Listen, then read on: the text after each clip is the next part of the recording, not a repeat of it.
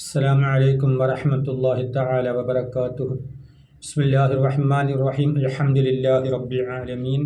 الصلاة والسلام على أشرف المرسلين وعلى آله وصحابه وأتباعه أجمعين. أما بعد. അർഹമുർറഹീമായ പടച്ചവൻ നമുക്ക് തന്നിട്ടുള്ള മക്കളെ നല്ല രീതിയിൽ വളർത്തണമെന്ന് നമുക്കെല്ലാവർക്കും ആഗ്രഹമുണ്ട്. ആണായാലും പെണ്ണായാലും അവർ നല്ല രീതിയിൽ വളരണം, ജോലിക്കാരാകണം, മാതാപിതാക്കൾക്കും കുടുംബക്കാർക്കും മറ്റുള്ളവർക്കുമെല്ലാം നല്ല നിലയിൽ ജീവിച്ച് കാണിക്കുന്ന മക്കളായി വളരണം എന്ന ആഗ്രഹത്തോടു കൂടി നമ്മൾ മക്കളെ വളർത്തുന്നുണ്ട്. അതിന് 2 വയസ്സാകുമ്പോഴും 2.5 വയസ്സാകുമ്പോഴും ഒക്കെ നമ്മൾ എന്തു ചെയ്യും? നഴ്സറിയിലോ അല്ലെങ്കിൽ LKG UKG പോലെയുള്ള വിദ്യാഭ്യാസ സ്ഥാപനങ്ങളിലേക്ക് പറഞ്ഞുവിടും. നമ്മളൊരു കാര്യം ചിന്തിക്കണം. അല്ലാഹു സുബ്ഹാനഹു തആല തന്നിട്ടുള്ള അറിവ് മക്കളെ നമ്മൾ എന്ത് ചെയ്യണം?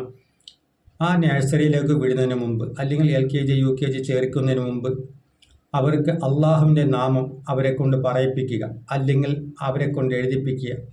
അലിഫ് എന്നൊരു അക്ഷരം, ആ അലിഫ് എന്നൊരു അക്ഷരം എഴുതിച്ചതിന് ശേഷം അവരുടെ വലത് കൈ പിടിച്ച് എഴുതിച്ചതിന് ശേഷം അല്ലെങ്കിൽ അവരുടെ നാവ് കൊണ്ട് പറയിപ്പിച്ചതിന് ശേഷം നമ്മൾ നഴ്സറിയിലോ LKGയിലോ UKGയിലോ സ്കൂളിലോ എവിടെ കൊണ്ട് വിട്ടാലും കുഴപ്പമില്ല.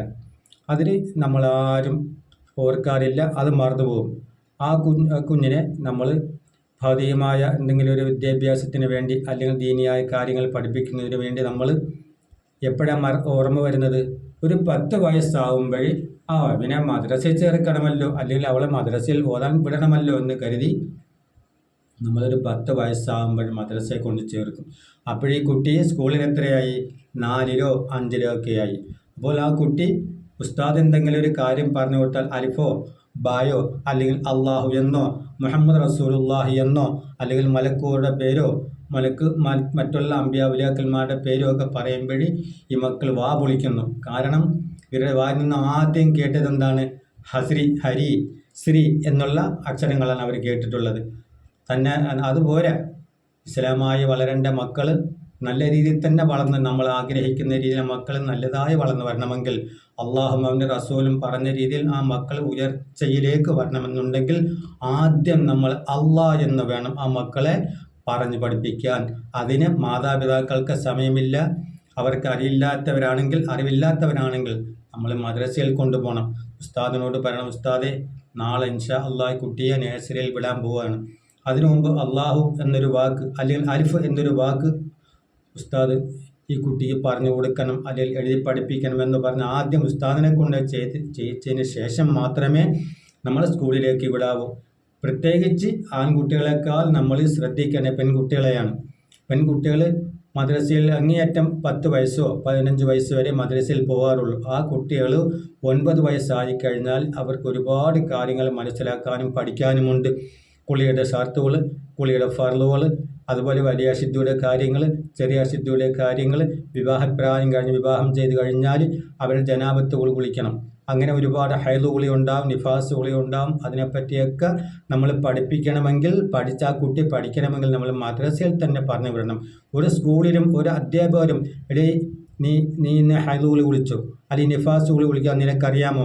ജനാബത്തിൻ്റെ സിഫത്തോളോ കുളിക്കുന്ന കാര്യങ്ങളോ എല്ലാം നിനക്കറിയാമോ? എന്തും സ്കൂളിൽ പഠിപ്പിക്കില്ല. ഇതെല്ലാം നമ്മൾ പഠിപ്പിക്കണമെങ്കിൽ കുട്ടി അറിഞ്ഞിരിക്കണമെങ്കിൽ നമ്മൾ മദ്രസയിൽ തന്നെ വിടണം. 9 വയസ്സ് മുതൽ നമ്മൾ പ്രായപൂർത്തിയാകുമെന്നും ആ പ്രായപൂർത്തി ആയിക്കഴിഞ്ഞാൽ നമ്മൾ കുളിക്കുമ്പോൾ നിയ്യത്തോടുകൂടി കുളിക്കണമെന്നും അതുപോലെ ഒരുപാട് കാര്യങ്ങൾ കുളിച്ചതിന് ശേഷം കുളിക്ക് ഫർളുണ്ടെന്നും ഷർത്തുണ്ടെന്നും സുന്നത്തുണ്ടെന്നും അങ്ങനെയുള്ള ഒരുപാട് കാര്യങ്ങൾ നമ്മൾ പഠിക്കുന്നത്, നമ്മളെ മക്കളെ പഠിപ്പിക്കേണ്ടത് മദ്രസയിൽ വിട്ടാണ്. അപ്പോൾ മദ്രസ വിദ്യാഭ്യാസത്തിന് വേണം മുൻതൂക്കം കൊടുക്കാൻ. ആരും അതിന് മുതിരാറില്ല. മക്കൾക്ക് ജോലി കിട്ടണം, മക്കൾ നല്ല നിലയിൽ പഠിക്കണം, മക്കളെ കൊണ്ട് നമുക്ക് നന്നാകണം, നമ്മുടെ ഭാവി നന്നാകണം, അല്ലെങ്കിൽ മക്കളുടെ ഭാവി നന്നാകണം. ഇത് മാത്രമേ മാതാപിതാക്കൾക്ക് ആഗ്രഹമുള്ളൂ. അങ്ങനെയുള്ള മാതാപിതാക്കൾക്ക് ഒരുപക്ഷേ ദുനിയാവും ആഖിറവും നഷ്ടപ്പെട്ടിരിക്കാം. മരിച്ചു കഴിഞ്ഞാൽ മാതാപിതാക്കൾ മരിച്ചു കഴിഞ്ഞാൽ നമുക്ക് വേണ്ടി ഒരു ഫാത്തിഹ ഓതണം. ആ ഫാത്തിഹ ഓതൻ എവിടുന്ന് പഠിക്കും? സ്കൂളിൽ നിന്ന് പഠിക്കുമോ? ഹൈസ്കൂളിൽ നിന്ന് പഠിക്കുമോ? കോളേജിൽ നിന്ന് പഠിക്കുമോ? ഡിഗ്രിക്ക് പോയാലൊന്നും മക്കൾ ഫാത്തിഹ ഓതാൻ പഠിക്കുകയില്ല. ഫാത്തിഹ ഓതണമെങ്കിൽ ഫാത്തിഹ ഓതാൻ പഠിക്കണമെങ്കിൽ ആ ഫാത്തിഹയുടെ ഷർത്തും ഫർളും ഒക്കെ മനസ്സിലാക്കി തജ്വീദിൻ്റെ നിയമം അനുസരിച്ചൊരു ഫാത്തിഹ മക്കൾ ഓതണമെങ്കിൽ മക്കൾ മദ്രസയിൽ പോകണം. കബില ശിക്ഷ അനുഭവിക്കാൻ മാതാപിതാക്കൾക്ക് സ്വർഗം കിട്ടണമെന്ന് ആഗ്രഹമുണ്ടെങ്കിൽ ദുനിയാവിൽ കഴിയുന്ന നമ്മുടെ മകൻ അല്ലെ നമ്മുടെ മകൾ നമുക്ക് വേണ്ടി ഒരു ഫാത്തിഹ ഓതി ഹദിയ ചെയ്താൽ ഇൻഷാ അള്ളാഹ് പാപം ചെയ്ത എത്ര പാപം ചെയ്ത മാതാപിതാക്കളാണെങ്കിലും ആ മക്കളുടെ ഫാത്തിഹയുടെ ഹക്ക് കൊണ്ട് ഫാത്തിഹയുടെ ബർക്കത്തുകൊണ്ട് അല്ലാഹു തആല മാതാപിതാക്കൾക്ക് സ്വർഗം കൊടുക്കും. അത് ഉറപ്പായ കാര്യം. അപ്പോൾ നമ്മൾ സ്കൂൾ വിദ്യാഭ്യാസം കൊടുക്കുന്നതിന് മുമ്പ് തന്നെ മദ്രസ വിദ്യാഭ്യാസം നമ്മൾ കൊടുക്കണം. എല്ലാ ചെറുതായിട്ട് വലുതായിട്ട് ഏത് കുട്ടികളും നമ്മൾ സ്കൂളിൽ ചേർക്കുന്നതിന് മുമ്പ് ആദ്യമായി ചെയ്യേണ്ടത് മദ്രസ വിദ്യാഭ്യാസം കൊടുക്കണം. അതുപോലെ ദീനിയായ കാര്യങ്ങൾ അവർ മദ്രസയിൽ പഠിക്കുന്നതനുസരിച്ച് അത് വീട്ടിൽ വന്നും നമ്മൾ ഇന്ന് ഉസ്താദ് എന്തൊക്കെ പഠിപ്പിച്ചു എന്ന് ചോദിച്ചിട്ട് ആ കാര്യങ്ങൾ ഫാത്തിഹ ആണ് ഉസ്താദ് പഠിപ്പിച്ചതെങ്കിൽ ഫാത്തിഹ വീട്ടിലെത്തി ഓദിക്കണം. സന്ധ്യയാകുമ്പോൾ ദിക്ർ ചെല്ലുന്നതിന് മഗ്‌രിബ് ബാങ്ക് വിളിക്കുന്ന സമയത്ത് അല്ലെങ്കിൽ മഗ്‌രിബ് ബാങ്ക് വിളിച്ചതിന് ശേഷം ആ കുട്ടിയെ ഒരു ഫാത്തിഹ ഓദിക്കുക, അല്ലെങ്കിൽ സ്വലാത്ത് ചെല്ലിക്കുക. അല്ലാതെ സന്ധ്യ കഴിഞ്ഞ് ലൈറ്റ് ഇട്ട ഉടനെ കുറേ പാഠപുസ്തകം എടുത്ത് മക്കളുടെ കയ്യിൽ കൊടുത്തിട്ട് മാതാപിതാക്കളാ നമ്മൾ നേരെ സീരിയലിന് മുന്നിലേക്ക് പോകും. ആ സീരിയൽ കാണാതെ നമ്മൾ മക്കളുടെ കാര്യത്തിലേക്ക് മാത്രം നമ്മൾ ശ്രദ്ധിച്ചിരിക്കുക. മക്കൾ ആദ്യം ഒരു ഫാത്തിഹ ഓതാൻ പറയുക, അതിനുശേഷം റസൂലുള്ളാഹിക്ക് 10 സ്വലാത്ത് എല്ലാം പറയുക, അതിനുശേഷം മറ്റുള്ള കാര്യങ്ങൾ പഠിക്കാൻ പറയുക. എന്നാൽ ആ മക്കൾ ദുനിയാവിലും ആഖിറത്തിലും നമുക്ക് എല്ലാവർക്കും ഉപകരിക്കുന്ന മക്കളായിത്തീരും. മക്കൾ നന്നായാൽ നമ്മൾ നന്നായി. അല്ലാഹു സുബ്ഹാനഹു വ തആല മക്കളുടെ ഖൈറായ ജീവിതം കണ്ട് സന്തോഷിച്ച് മരിക്കാൻ നമുക്ക് എല്ലാവർക്കും തൗഫീഖ് ചെയ്യുമാറാകട്ടെ. വാഖിറു ദഅ്വാന അൽഹംദുലില്ലാഹി റബ്ബിൽ ആലമീൻ. അസ്സലാമു അലൈക്കും വറഹ്മത്തുള്ളാഹി തആല വബറകാതുഹു. വീഡിയോ കാണുന്നവരെല്ലാവരും ഷെയർ ചെയ്യണം, സബ്സ്ക്രൈബ് ചെയ്യണം, ലൈക്ക് ചെയ്യണം. ആരും മറന്നു പോകരുത്.